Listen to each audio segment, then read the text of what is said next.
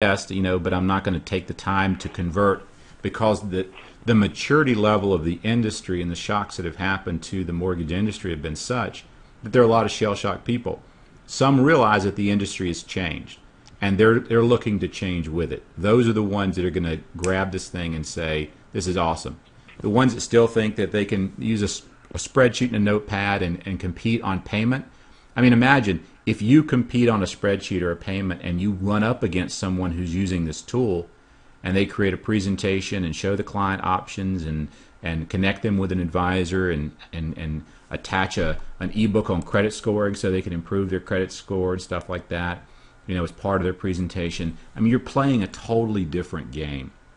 If you said, I was going to take this to 10 people, how would you fall? I'd say 2 or 3 won't get it. 2 or 3 will have something now that this will compete with that they'll have to say, okay, am I willing to try something new? Am I willing to give up Excel, or am I willing to give up some online calculator I'm using to kind of start thinking about what I do differently? And about a third will say, holy mackerel, this is awesome. This is the kind of thing I've been looking for. And that's going to be true in whether you're showing this product or showing just about anything else that you might walk in there with, probably.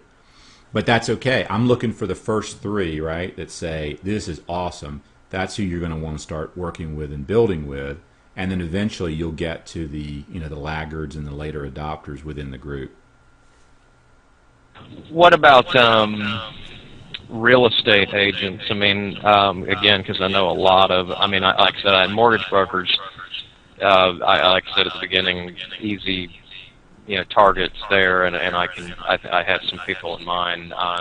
But what about the real estate agents too? I have a lot of the top real estate agents here in town. I mean, what's the value add? I mean, how would we position going to them to show this? 2 different things. We call it the 3-sided balance sheet, and that is, it's not a 2-sided balance sheet. It's not assets and liabilities. It's assets and liabilities in real estate.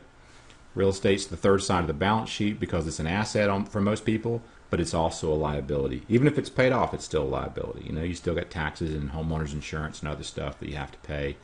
You're going to keep your house insured even if you pay it off, right? Because it's going to cost you. It's worth a lot more to you as you pay it off, and same with health and everything else. So, with real estate agents, there's 2 real options here. We'll call it the simple is when you've got that partner.